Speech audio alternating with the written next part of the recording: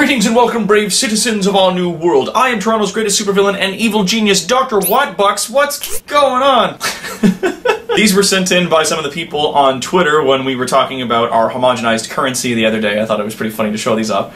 This is our layer 3.0, and today is day 12 of our VEDA Challenge VEDA, vlogging every day in April. And I like these, don't get me wrong, I wish that there wasn't just the picture, there was also, like, you know, $Dollars or Terabucks or something like that, like, also written on there, and some of the other text changed, but meh. Still really cool. If you could have 3 companions from any game to go on adventures with, who would they be and why? They would be Nathan Drake, Jim Raynor, and Cole McGrath. I happen to have statues of those 3 fine gentlemen on the shelf just over there. In your new world, will there be any changes to the age you would be allowed to do things like drive, drink, own property, etc.? Since people may be living longer, would there be any new privileges reserved for passing 200?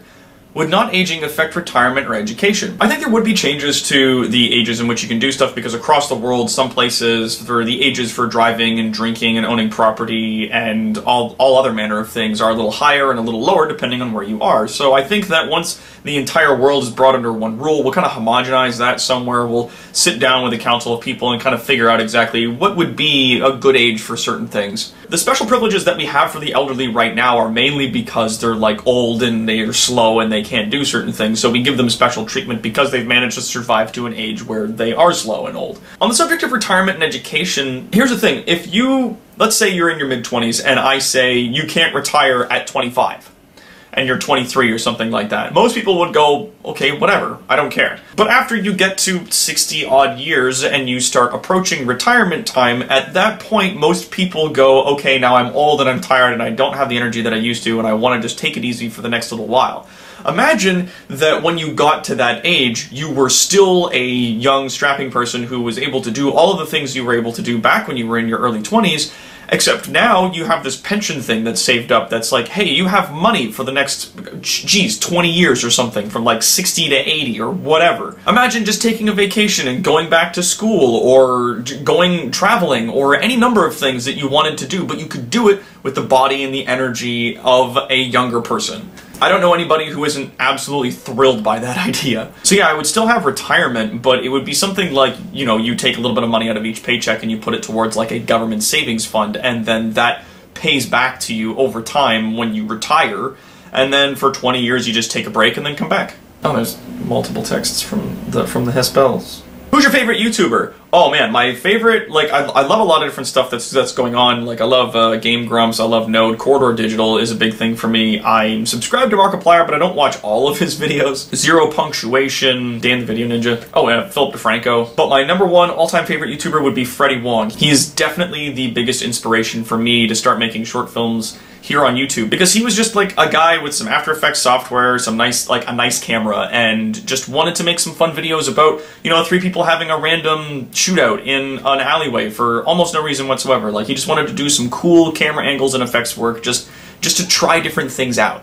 And I thought that was super cool, and it's actually how he ended up making his name, because he did, I think, once a week or once every 2 weeks, he would release just like a short 5-minute video or something like that of some random thing that he wanted to try out, like rocket jumping, portals, time stopping, like all kinds of really cool, just how could I do this with After Effects, like what would we need to do off of a Hollywood budget to make this happen. In your opinion, who is the worst comic book villain?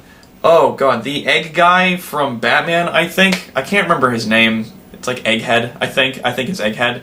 It's just, all he is egg puns. That's it. Have you ever gotten combat training, either in firearms or martial arts of some sort? I have small arms training, basic small arms training, so pistols and the like.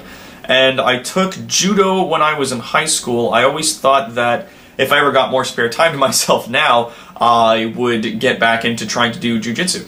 Any plans to create a Henshin Belt similar to that of the Famicom and Rider, a more tech-based design? Ooh, okay, so the new suit's going to incorporate improvements in old technology as well as some new technology, and you'll have to wait to find out. What is your opinion of a terawatt improved humanity's psychological ability to comprehend and possibly go mad in the Lovecraft sense thanks to the comprehension of geological deep time?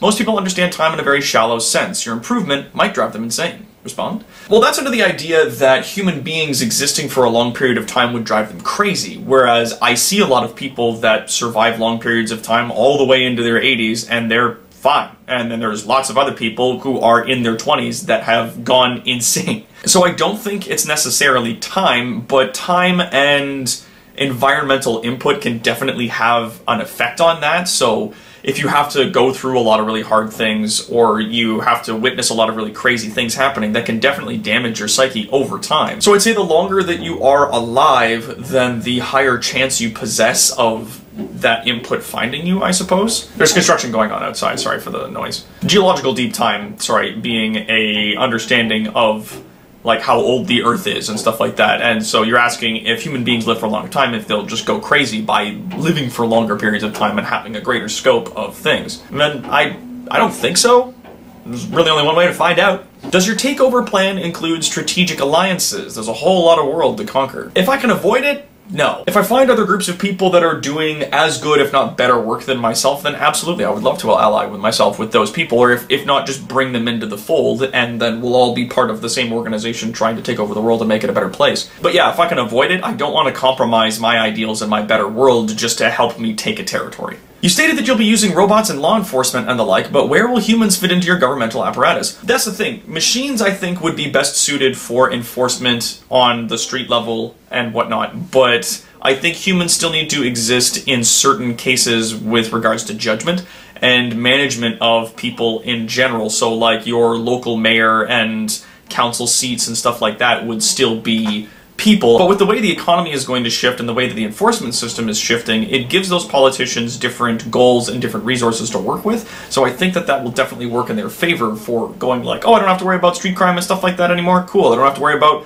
police officers and prejudice and all that junk. Neat. So we'll just worry about whenever they bring in people for committing a crime, we can just look at the video from the robot's vision and say, oh, they actually did this or were doing that, and then the person can plea as to why they were in that situation and can, you know, give evidence, etc., etc. Like, there's still going to be room for human beings in the theater of enforcement politics, just less so. How goes the new TechSoup? Very good. We're just working on a few things. I've got like a pile of prototype pieces made from cardboard on the table behind me here. But all in all, it's going along. It's just a matter of getting the time to do it. Doing VEDA and working on a bunch of other stuff, it has been very difficult, so I haven't really had the time to do all the things that I want to do. Fingers crossed, it should be finished early May. Have you ever considered participating in LARP, live-action role-playing at all, and or what is your opinion of it? I actually have been LARPing with a group called Autoworld Large for, I think, 4 years now? 4 or 6 years? I can't remember. Either way, one of the things I've been working on this month and in months previous is tutorial videos on how to play their game. Once those are finished and approved, I'll actually link those to you guys so you can check them out. It's a fantasy game. I think it's super fun. It's wicked just to get out of the house and run around for an entire weekend wailing on each other with foam sticks. It's good times. As I am someone who wants to get into live streaming video games, any tips you can give? Make sure you have a better mic before you have a better camera. People's ears are offended before their eyes. Make sure your internet connection is good and that your computer can withstand streaming out as well as recording if you want to do both and whatnot, like, because having a low quality stream can really turn people off of what you're doing, like if it's fuzzy and whatnot. I use Twitch for my streaming platform. I love playing games and stuff like that, and they do a wonderful job with it. Streamlabs is another website that links like right up to it, and it also helps with putting up things like ticker bars and little icons that pop up when people subscribe or donate money. It also has a donation system that people can use. So Streamlabs is really good for working with that stuff. I use OBS as my streaming software. I used to use XSplit, but they're like, if you don't pay them a monthly sum or a ridiculous amount of money up front to buy the software, then it's not really that great. And it comes with a lot of extra features and things that bog down my CPU that I'm not using or don't need or don't like. What do you know about genetics? I know it's not really your field of study, but you must know something. Actually, biology is not my field of study, but I used to hang out with a medical nuclear physicist named Dr. Edmund at the University of York. He was a really cool guy. Actually helped me with a lot of my theories. Genetics was one of the things that we talked about at great length, so I've got some basic information on genetics. It's super fun, and it's actually the knowledge that I possess in genetics is what helped me develop the Phoenix virus with Wharton.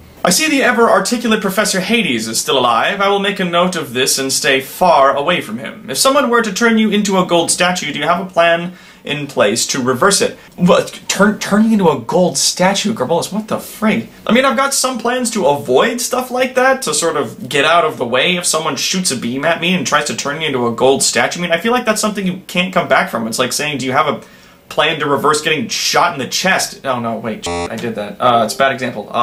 Obtaining a goal is one thing, retaining it is another. What steps will you take to protect your future society from external threats, such as threatening asteroids or comets? Here's the thing. I think that if you unite the entire human race under one banner and you get people holding hands and working together for a better tomorrow and improving ourselves tremendously, then you can do things like, if there's a giant rock heading towards us, the Earth and the human race in general possesses definitely enough resources to come up with a solution to that problem and to execute that solution with amazing efficiency. The world is filled with such extraordinary individuals that are bogged down by greedy societies and politics and things like that, that I think that that would be the thing that killed us if we were threatened by a large asteroid, say, tomorrow. And that is all the time that we have for today. If you have any more questions or things like that, leave them in the comments section down below. And until next time, my brave citizens, I am Toronto's greatest supervillain and evil genius, Dr. Terawatt. This is our Layer 3.0, and I will see you tomorrow on our next episode of VEDA.